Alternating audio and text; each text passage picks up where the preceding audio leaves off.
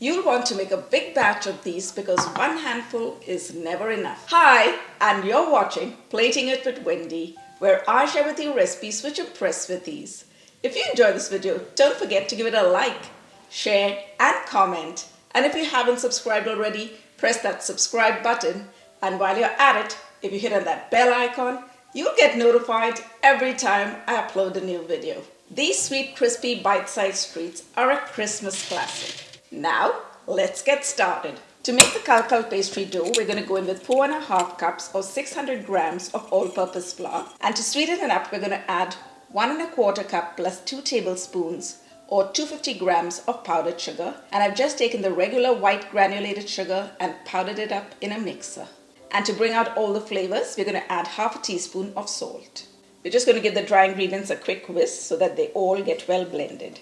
And to that, we're going to add 2 tablespoons of pure ghee or any clarified butter. Now, using a spatula, we're just going to cut the pure ghee into the flour so that we coat the flour with the ghee. This is going to give us those lovely crispy kulkuls. And once the ghee has coated all the flour and you get a sand-like texture, it's time to leave it aside and mix up the wet ingredients. And to that, we're going to add 3/4 cup and 2 tablespoons or 200 ml of thick coconut milk. And to the coconut milk, we're going to add 1 egg. And I always love to add 1 teaspoon of pure vanilla extract.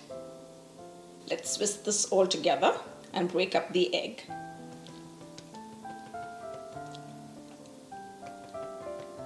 We're going to take the spatula and make a well in the dry ingredients because we're going to pour the wet into the dry. Okay, now let's fold it all together and gently bring it into a pastry dough.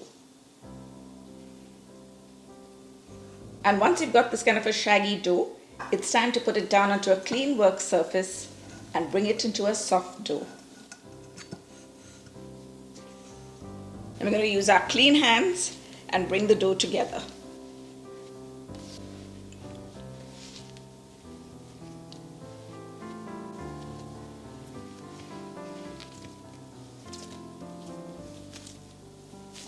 And now that we've got a nice, smooth, soft dough, we're going to wrap it up in a plastic wrap and leave it to rest for half an hour before we form our kulkuls.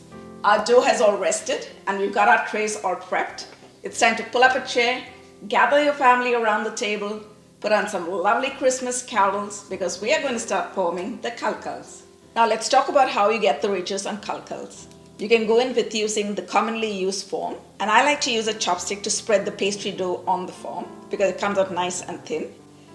Or if you don't have the form, you could always use a fork, which is a very traditional method of making kulkuls. But the other day I was shopping in the mall and I came across this gnocchi form and I thought it was a cool idea which could be used for kulkuls. And it has a stick attached to it which you can use to spread the pastry dough. And this has become my all-time favorite tool for making kulkuls. So for all of you out there who are finding it difficult to get the original form, you can always go in and use a gnocchi form. Let's unwrap the dough and start portioning it. We're just going to cut a small bit to work on and we're going to wrap up the rest so that it does not dry up. Just going to roll it into a long log.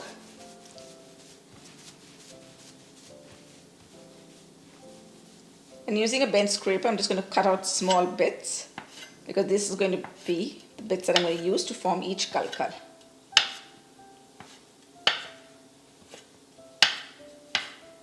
Just going to keep some of them aside and we'll take out just one at a time so that we keep them all nice and moist. I'm going to cover this with a plastic wrap. So we're just going to take a bit and put it down here, and then using the stick we're going to roll it along in the upward and downward motion and also sideways. This is going to give you a nice thin pastry and the kulkuls will turn nice and crispy. And once you've spread it out, you can take your finger and then just roll it up.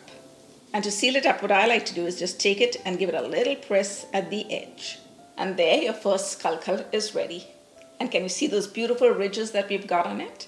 Now let's keep it in our tray. And as you're making the kulkuls, you want to cover them up so that they don't dry up before you fry them. And here we're going to make one on the traditional form. I'm using a chopstick just to roll it down. And this is what I used to always do until I came across the gnocchi form the other day.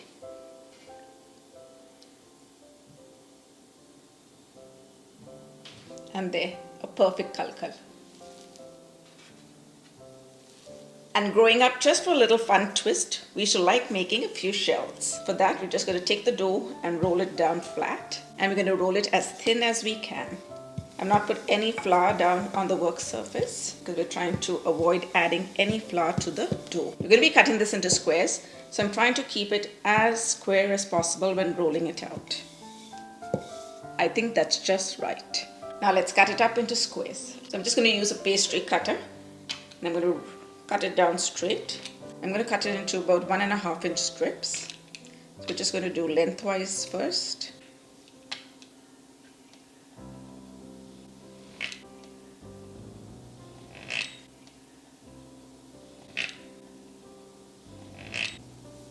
And now we're going to go in for the squares. And again, we're going to keep it to 1.5 inch.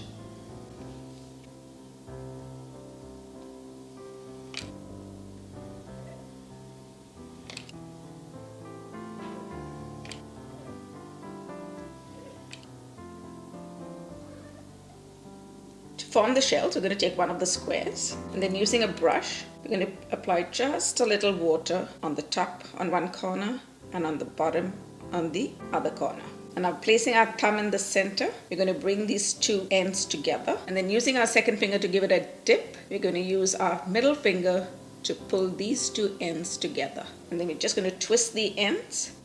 And that's how you make a shell. Another variation that we used to make is take one of the squares. We would press it down just a little bit on the foam to get the impression and then make the shell once again. We're going to put a little water on this tip and then on the opposite side, keeping our thumb in the center, we're going to bring these two ends together and then using our second finger, we're going to keep it in the middle while we use the middle finger to bring it together.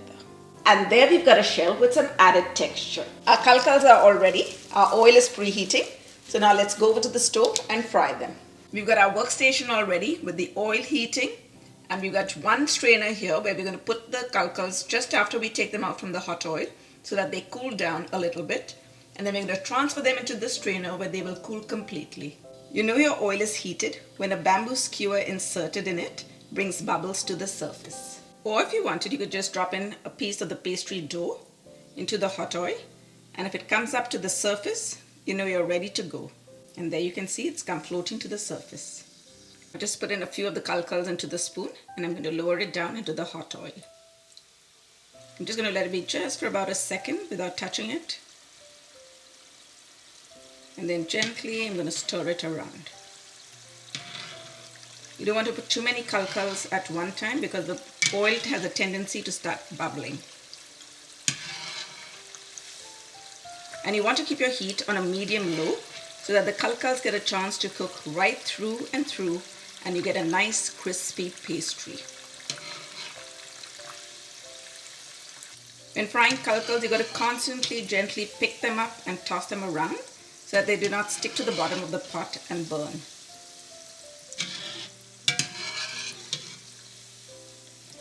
Our first batch of kulkuls are ready, so we're just going to take them out of the hot oil, drain them a little bit, and then place them in the strainer so that they get a chance to cool down. And now we're going to fry our next batch. You don't want to add in too many kulkuls when frying a batch because that's going to drop the temperature of the oil and then you're going to land up with soggy, oily kulkuls. Our next batch of kulkuls are almost ready, so let's transfer these out into the next strainer so that they cool completely. Kulkuls are ready, so now let's just drain out the excess oil and then place them in the strainer to cool. And now let's fry up some of our shells.